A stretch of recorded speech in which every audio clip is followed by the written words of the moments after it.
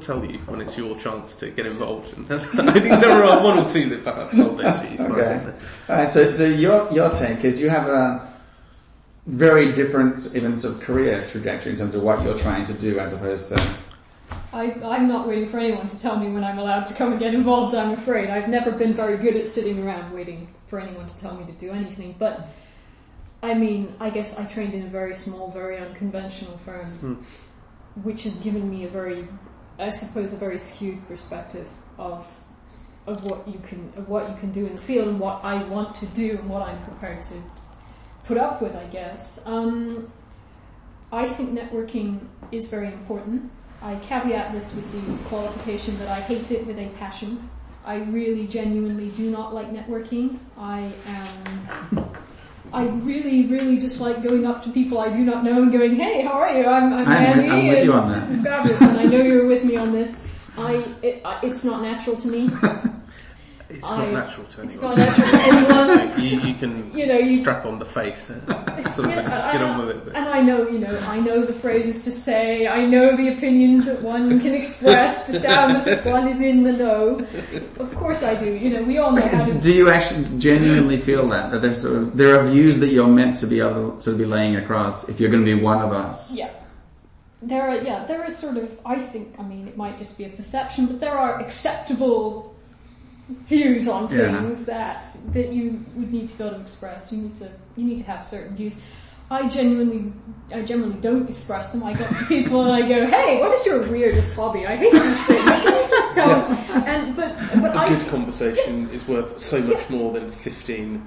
Nonsensical conversation. And I always find it really hard to do US style networking. So whenever I'm in New York, people come up to you, it's like, hey, how are you? Elevator pitch, done. That to me is a nightmare. Card or no card. Thank you, bye. I don't know who you are, please. I can't remember. So I'm the kind of person who will talk to one person for, 35 minutes. The trick, of course, is to work out which person in the room is the person you should talk to for 35 minutes.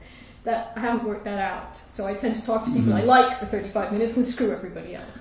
That's exactly my rule as well. You might, and the thing is, then you meet interesting people and you get interesting opportunities. And I would rather have interesting opportunities, and I tend to say yes to lots of weird, wonderful things that you think, why am I having coffee with this person? This is pointless. I've got work to do. And then 6 months later, they send you some case. Like, oh, well, that was nice. That was worth it. So I'm very happy to have those meetings. But networking, all the students, all the young lawyers I talk to, I told them they need to do it. It's important. Nobody told me when I was at university, hey, you're going to have to go and talk to other human beings if you want to be successful in dispute resolution. Probably they should have told me this, and I might have started a bit earlier, and then I might have better social skills other than just asking people about their weird hobbies. But do you think it's not a matter of sort of you'll go along, you'll meet someone, and they'll directly work comes out of this. It's more a matter of you're known and people are sort of connected with you in that way. You need to be known. Particularly if you're not in the club or you're not in one of the big players. If you can't say, oh yeah, I'm a senior associate at White & Case or counsel at Lilieve or whatever. If you can't say that, people need to know who you are. You need to develop your own brand, particularly if you want to be an arbitrator. Because nobody's ever going to appoint you if they don't know who you are. Yeah. I think people know me in arbitration because they know me. They don't know my firm. Because my firm is not widely known for arbitration. It's a very small firm. So I've had to network. I've had to put myself out there so that I can sit around the table with the people in arbitration and have something to say and make a contribution. I prefer doing it by getting involved with some of the nice organizations that we talked about before. So, getting involved with the Chartered Institute of Arbitrators, chairing the Young Members Group, it's a great way to tell 16,000 people who you are very quickly.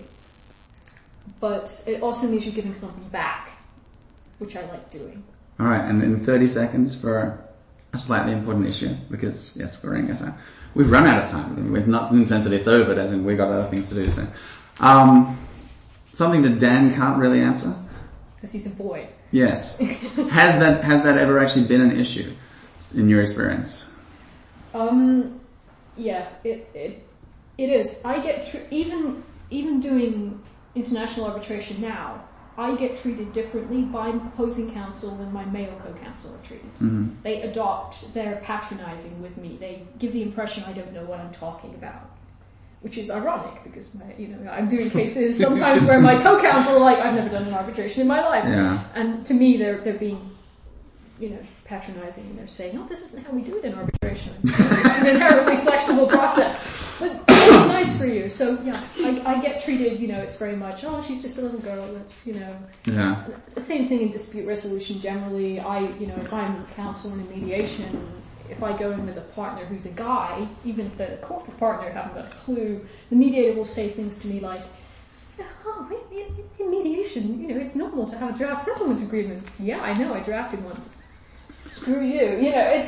There is this perception that, and it doesn't help that I'm little. So I'm little, in 10 years I will thankfully look younger than I really am.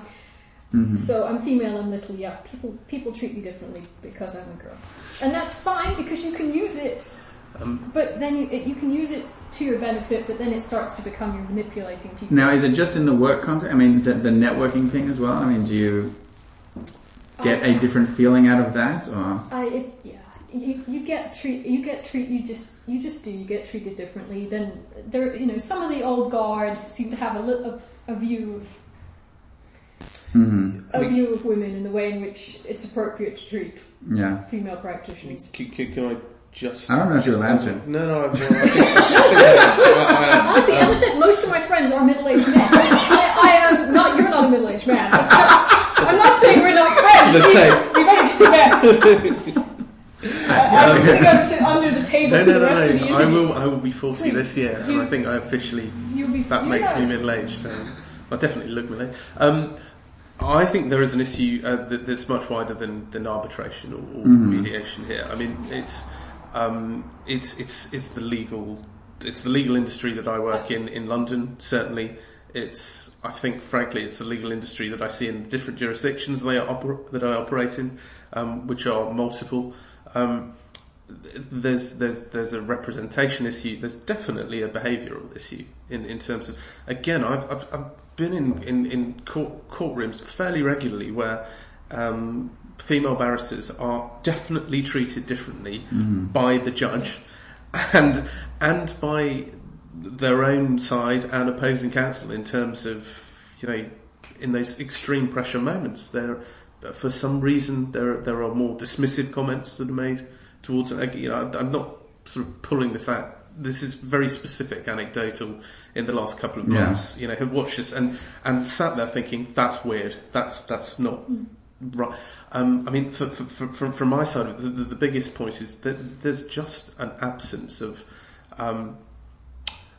female judges, female arbitrators, female QCs, who I see on a regular basis. So you both see this as a broader legal thing, it's not specifically, or do you... Well, I personally see it as a broader legal thing. I'm not putting words... It's not, I mean... Because one perception would be, because networking is such a big deal in arbitration, people tend to favour people that are like them, maybe that's extra barriers. Could I just have my second point in terms of, on this subject, is actually, in terms of the networking I do, there's not that same lack of representation in most of the rooms that I walk in. Yeah. It's not a room full of blokes. It's generally a fair mix of, perhaps middle-aged or younger practitioners.